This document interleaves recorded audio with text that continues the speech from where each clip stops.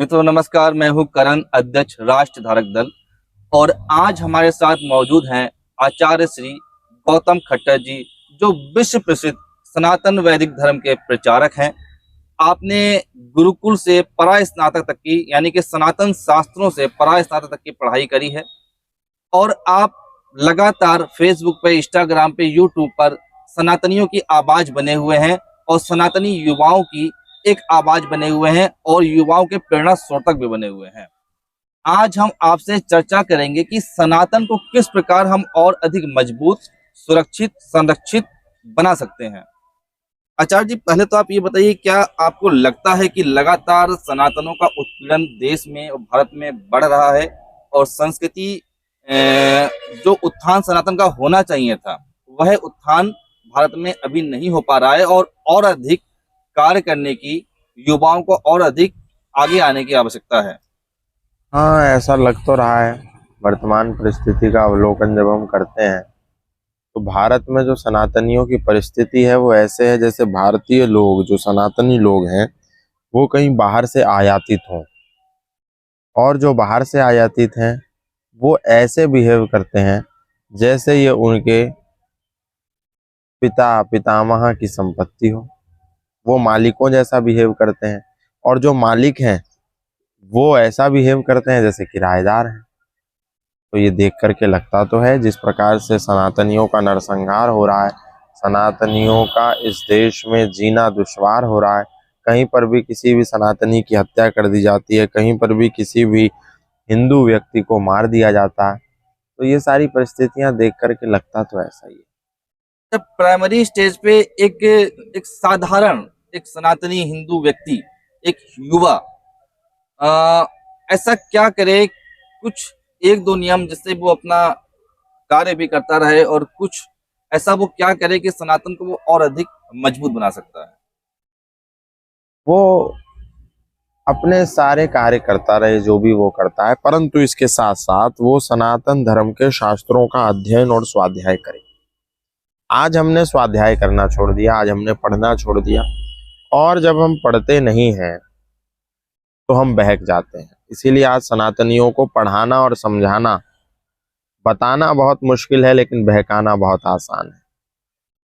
जब हम विद्या के अभाव में होते हैं तो कोई भी आकर के हमको बेवकूफ बना करके चला जाता है। तो मेरा तो सभी सनातनियों से ये आग्रह और निवेदन है कि वे पढ़ें। अच्छा, एक समस्या ये आती है, जैसे कि इस्लाम में एक कुरान है, वो कुरान का स्वाध्याय करते हैं। ईसाइयों में एक बाइबल है, वो बाइबल का स्वाध्याय करते हैं। पर हमारे जो सनातनियों के जो धर्म ग्रंथ हैं, वेद हैं, उपनिषद हैं, दर्शन है, पुराण है, रामायण है, महाभारत है, और महर्षि दयानंद सूत्री की लिखी हुई सत्यार्थ प्रकाश भी है, अनेकों अनेक ग्रंथ हैं। तो सभी ग्रंथों का स्वाध्याय तो संभव नहीं एक कॉमन व्यक्ति के लिए, साधारण व्यक्ति के लिए, जो दुकानदारी में या जॉब में या पढ़ाई में व्यस्त रहता है। तो कोई एक या दो ग्रंथ आप हमारे दर्शकों को रिकमेंड भी करें कि वे उनका स्वाध्याय करें और संस्कृति को बचाने के लिए आगे आए। देखिए, मैक्सिमम की कभी भी बात नहीं करनी चाहिए। हम जब प्रारंभ करते हैं किसी चीज को तो मिनिमम की बात करनी चाहिए। एक व्यापारी जब अपना व्यापार शुरू करता है, नींव रखता है, तो सीधा एम्पायर खड़ा नहीं करता, एक नींव रखता है।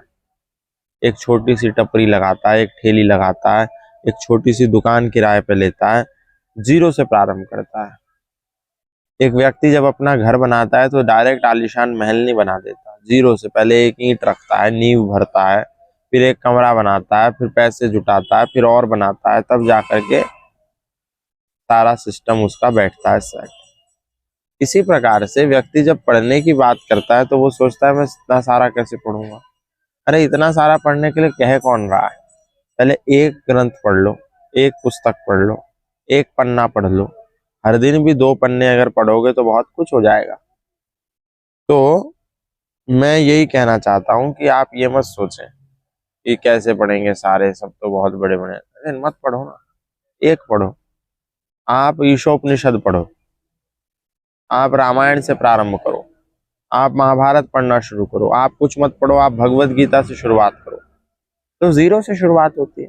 आप भगवत गीता यदि ठीक मायने में पढ़ लेंगे तो बहुत सारी समस्याओं का तो स्वतः ही समाधान हो जाएगा। अच्छा, जैसे कि आपने कहा कि अगर सनातनी अपने शास्त्रों को पढ़ने लगे और मेरे हिसाब से वो थोड़ा शस्त्रों को भी जाने और मजबूत बनाए अपने आप को बौद्धिक रूप से, शारीरिक रूप से, तो निश्चित तौर पे सनातनियों का विकास तो होगा ही और धर्म और संस्कृति की तो रक्षा होगी ही होगी। मगर कुछ चैलेंजेस ऐसे हैं जो बहुत ही कठिन हो चुके हैं। यदि हम इतिहास जैसे में जाते हैं, हम्म जैसे कि अंग्रेजों ने प्रथम बार 1871 में भारत में जनसंख्या हम्म जनगणना करवाई थी। हम्म तो उस समय भारतीयों में सनातनियों की आबादी 74% और मुस्लिम की आबादी 22% थी। उसके बाद आजादी से जस्ट पहले, जिसमें पाकिस्तान बांग्लादेश भी शामिल है, उसमें जब 1941 में जब जनगणना हुई तो उसमें मुसलमानों की आबादी 24% थी, 2% बढ़ गई 100 सालों में, और हिंदुओं की आबादी लगभग 74% ही थी। जितनी थी उतनी ही थी। पर आज का अवलोकन करें, भारत से पाकिस्तान और बांग्लादेश अलग हो चुका है, फिर भी लगातार जो उनकी जनसंख्या है, लोग अनुमान लगा रहे हैं कि उनकी जनसंख्या 22-23% अब इस भारत में है। यदि पाकिस्तान और बांग्लादेश को जोड़ लेते हैं तो लगभग 50% उनकी आबादी है मुस्लिम की और 50% हिंदुओं की। तो ये जो दौर है जिसमें एक जनसंख्या विस्फोट, वो अपनी संख्या को बहुत तेजी से बढ़ा रहे हैं, जो हमारा भारत है उसमें घुसपैठ बहुत तेजी से बढ़ रही है। हम्म तो कैसे क्या होगा देश की संस्कृति के, देश का भविष्य आप क्या देख रहे हैं कि क्या कत्लो जागत की ओर हम बढ़ रहे हैं, क्या गृह युद्ध की ओर हम बढ़ रहे हैं, और क्या हमारी सरकारें इस पर ध्यान नहीं दे रही हैं? देखिए, समाधान तभी हो सकता है जब व्यक्ति, इस देश का व्यक्ति इस मर्म को समझे। हम लोग सो रहे हैं। कई लोग कहते हैं कि अगर वो जनसंख्या बढ़ा रहे हैं तो आप भी जनसंख्या बढ़ाओ। जनसंख्या को जनसंख्या से काटना ये कोई बुद्धिमत्ता का कार्य नहीं है।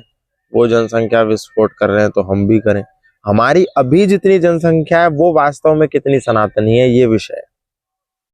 बहुत बड़ी उनकी बात। तो जितनी जनसंख्या है वो सारे मुसलमान है, तब हमको घातक है। हमारी तो जितनी जनसंख्या है वो भी पूरी सनातनी नहीं है। तो हाँ, हम कुछ भी ना करें तो जो अपनी अभी जनसंख्या है उसको सनातन में दीक्षित कर लें, सनातन के प्रति उसको सजग कर लें, सनातन के प्रति उसको जागरूक कर लें, सनातन सिद्धांतों के प्रति उसको तत्पर कर लें, इतना भी पर्याप्त हो जाएगा। हम आराम से, हमारी विजय हो सकती है। अब जनसंख्या नियंत्रण को लेकर के इस देश में बहुत सारे आंदोलन हो रहे हैं। जनसंख्या नियंत्रण की मांग उठ रही है। जी जी। आप भी इसको लेकर के काफी काम करते ही हैं। तो इस तरीके के कार्य होते रहने चाहिए। छोटे छोटे स्तर पर हम एकजुट होकर के जब आवाज बुलंद करते हैं तो एक दिन ये आवाज बड़ी हो जाती है। पहले दिन आवाज बड़ी नहीं होती। नरेंद्र मोदी जब पहले निकले तो पहले दिन प्रधानमंत्री नहीं बन गए। योगी आदित्यनाथ जब पहले ही घर से निकले तो पहले दिन मुख्यमंत्री नहीं बने। जीरो से प्रारंभ किया तो व्यक्ति आज एक होता है, कल अनेक हो जाता है। ये तो संसार का नियम है।